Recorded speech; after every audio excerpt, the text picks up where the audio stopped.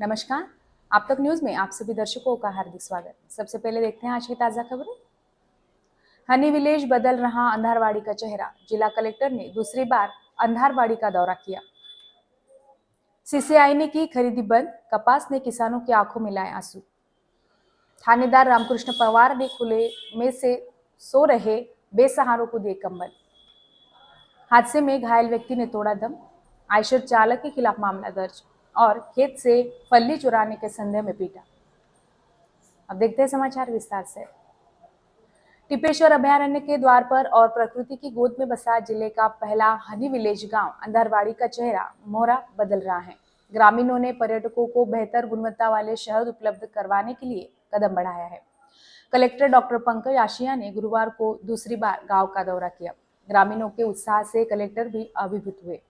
एकीकृत आदिवासी विकास परियोजना पांड्रकौड़ा के परियोजना अधिकारी सुहास गाड़े की अवधारणा से अंधारवाड़ी के आदिवासी गांव को शहद के गांव के रूप में जाना जाने लगा है।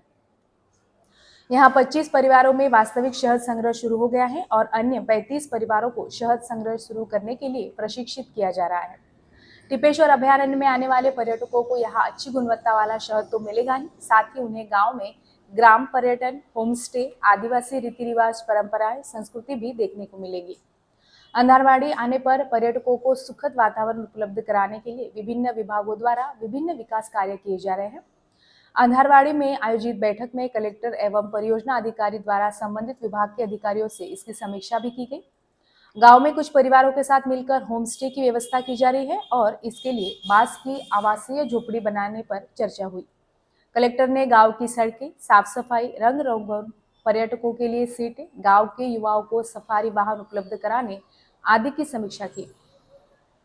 उन्होंने कुछ परिवारों से मुलाकात की और शहर संग्रहण की प्रगति के बारे में जाना। सीसीआई भारतीय कपास महामंडल द्वारा कपास की खरीदी तहसील में बंद है। इसके कपास किसानों की आंखों में पानी आ गया है, क्योंकि निजी व्यापारी बहुत कम कीमत पर कपास खरीदी कर रहे हैं, इसलिए किसान हताश है। तहसील में कपास किसानों की मुख्य फसल है। तहसील में 32,000 हेक्टेयर कपास क्षेत्र है, इसलिए तहसील में कपास का एक बड़ा बाजार है। मारेगांव में 3 जिनिंग और मारडी में 2 जिनिंग में निजी व्यापारियों से कपास खरीदी जा रही है, लेकिन यहाँ व्यापारी 7,000 रुपये से भी कम कीमत पर कपास खरीद रहे हैं, इसलिए किसानों को प्रति क्विंटल 600 से 700 रुपये का नुकसान हो रहा है। 90% कपास किसानों के घर तक पहुंच चुका है। हालांकि बाजार में कपास की कीमत गारंटी शुदा कीमत से बहुत कम थी और चूंकि तहसील में सीसीआई द्वारा कपास की खरीदी बंद कर दी गई थी, इसलिए किसानों ने कपास का स्टॉक करके रखा है।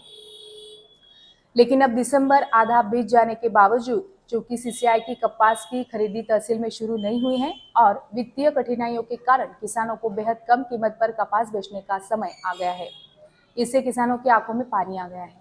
2020-21 में सीसीआई का कपास खरीदी केंद्र यहां स्थित था, लेकिन ज्ञात हुआ कि उस समय इस केंद्र को किसी कारणवश काली सूची में डाल दिया गया था। तो अब यह बात सामने आई है कि यहाँ सीसीआई कपास खरीदी केंद्र शुरू करने से कोई नाराजगी नहीं है। कृषि उपज मंडी समिति पहले ही सीसीआई के माध्यम से कपास खरीदी केंद्र स्थापित करने की मांग कर चुकी है, लेकिन सीसीआई ने अभी तक कोई प्रतिक्रिया नहीं दी है। भीषण ठंड के कारण शहर में खुले में सो रहे बेसहारा लोगों को परेशानी हो रही है। ऐसे में खामगांव शहर पुलिस थाने के थानेदार रामकृष्ण पवार ने संवेदनशीलता दिखाते हुए ऐसे बेसहारा लोगों के बीच कंबल का वितरण किया है। जब ठंड हो तो स्थिति का अंदाजा नहीं लगाया जा सकता। उन गरीबों और बेसहारा लोगों को गर्म कपड़ों के अभाव में वे सड़कों पर और अन्य जगहों पर खुले आसमान के नीचे सोते हैं, लेकिन ऐसे में बेसहारा लोगों की मदद के लिए कई हाथ आगे आते हैं। इसी बात को ध्यान में रखते हुए सोमवार को यहां शहर पुलिस स्टेशन के थानेदार रामकृष्ण पवार ने सोए हुए गरीबों पर गर्म कंबल ओढ़ाए। रेलवे स्टेशन और बस स्टेशन में खुले में सोने वाले बेसहारा लोगों को कंबल वितरित किए गए। आप तक न्यूज खामगांव प्रतिनिधि मोहम्मद फारूक की रिपोर्ट। अब लेते हैं एक छोटा सा ब्रेक, देखते रहिए आप तक न्यूज। जुल्म के खिलाफ इंसाफ की गुहार लगा रहे मजलूमों की पहुंचाने आवाज आ रहे हैं आप तक। शहर की हर हरकत पर नजर है। अगर भ्रष्टाचार को उजागर करने की आप में हिम्मत है तो आ रहे हैं आप तक। हॉस्पिटल, गांव हो या जंगल, स्कूल हो या कॉलेज या फिर हो पुलिस स्टेशन, तहसील हो या कलेक्टर ऑफिस, और फिर क्यों ना हो नगर परिषद, सभी की है आज की आवाज, मुझे इंसाफ चाहिए।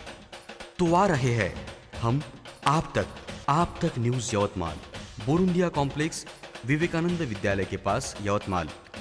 समाचार एवं विज्ञापन के लिए इन नंबरों पर संपर्क करें 98503537